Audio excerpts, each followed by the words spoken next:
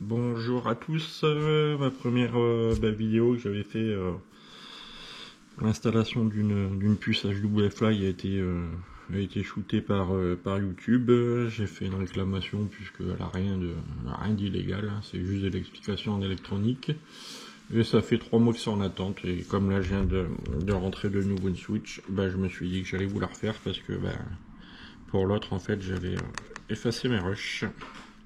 Voilà, donc c'est une petite Switch que j'ai racheté à l'occasion, que je vais pucer pour la revendre derrière. Elle est pas vilaine, elle est en bon état. Bon, j'ai vu qu'il manquait quelques vis par-ci par-là, mais bon, rien de grave. Et puis pour avoir enlevé le premier capot, j'ai vu qu'elle n'a pas été démontée complètement, donc je sais même pas pourquoi elle a été ouverte d'ailleurs, parce que j'ai pas vu d'intervention dessus. Donc la puce qu'on va mettre en place, c'est comme d'hab, hein. Les Picofailles classiques. Donc j'ai déjà installé le firmware dessus, c'est pour ça que c'est déballé. Voilà, donc RP2040 est prévu pour la Switch classique. Les adaptateurs comme toujours, V1, V2. Et le connecteur USB qui sert d'ailleurs pour la mettre à jour. Il vient se connecter ici. Et puis après on le branche en USB-C sur le PC, on va sur GitHub, on prend le dernier firmware, on l'injecte dedans et c'est parti. Alors on va tout de suite commencer par le démontage de la console. Donc un petit à-coup ici en fait, c'est ce que j'ai vu. Un petit peu cintré, mais en fait je me rends compte à chaque fois que j'en achète que elles sont toutes plus ou moins cintrées. Donc, je sais pas comment ça se fait, je sais pas si c'est les gens qui mettent ça dans leur poche, mais bon, ils doivent forcément lever les manettes, sinon ça serait pas pratique. Là c'est les 3 pompes. Je comprends pas toujours, mais bon, c'est pas grave. La visserie c'est pareil, je commence à en avoir un paquet d'avance.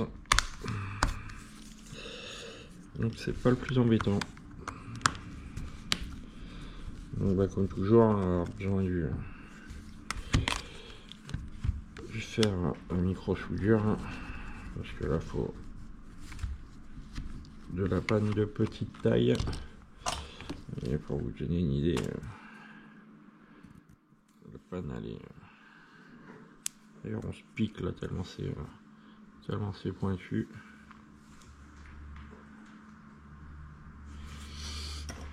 Et puis surtout du microscope, parce que bon, certes on peut faire ça, mais alors c'est vraiment pas confortable et risqué.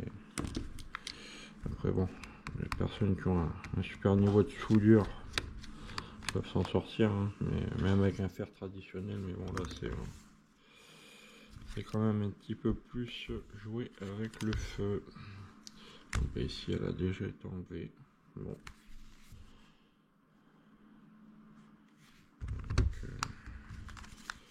Peu de visserie dessus, bon c'est pas grave. Vérifier qu'il n'y ait pas de cartouche quand même.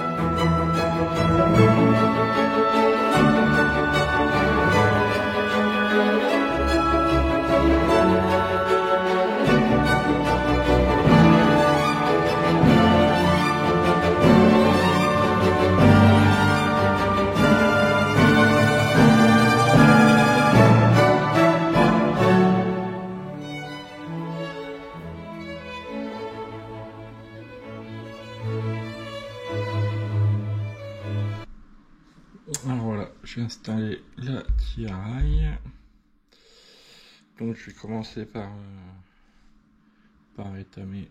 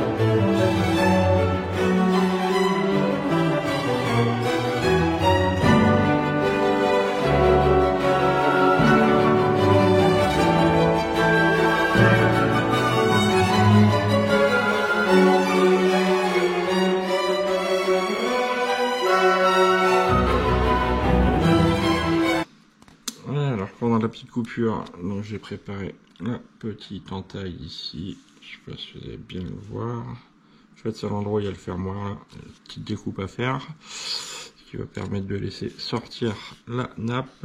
J'ai préparé la carte SD. Donc, vous diront impératif de prendre du SanDisk. Donc, on est reparti. Je vais tout de suite mettre le petit coup de pâte thermique.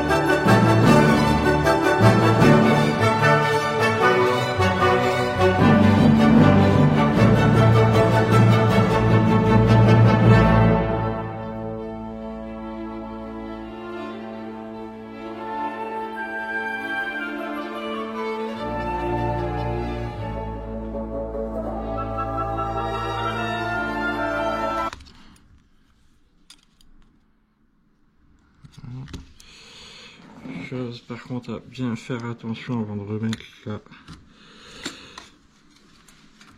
la nonne que j'ai mis où.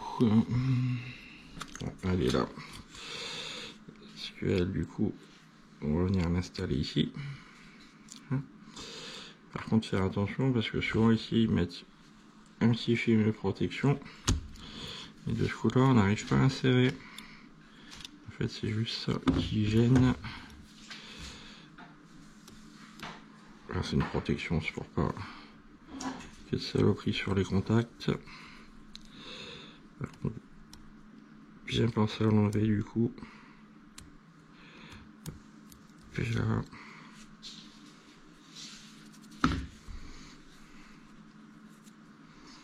Et on vient y insérer.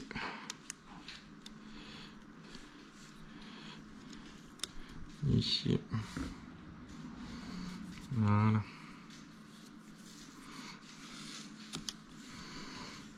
Voilà, je l'ai mis ici. Après, le problème, c'est que ça crée de l'épaisseur. Mais bon, on n'a pas.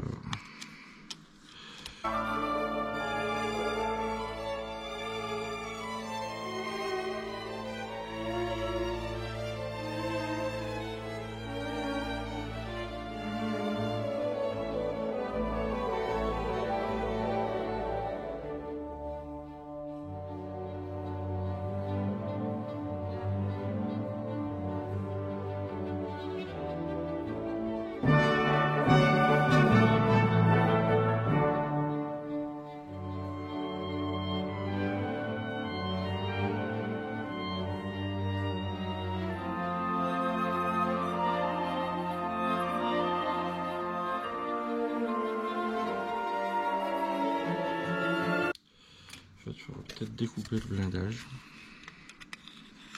Si on découper cette partie-là, ça laissera place pour respirer quand même.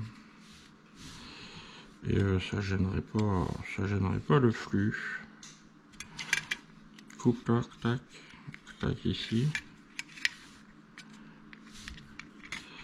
C'est peut-être pas une mauvaise idée. Alors là, si j'aligne ça ici, ouais, ça me fait couper jusqu'à là.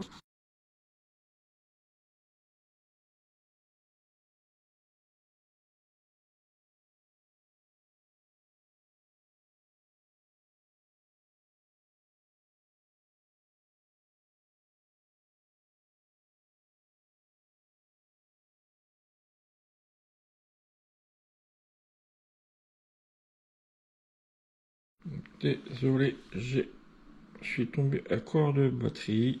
Enfin, c'est pas grave.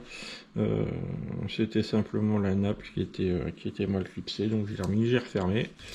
J'ai lancé l'install et voilà, c'est fonctionnel. Donc, vous voyez, album, on va retrouver tous les utilitaires ici.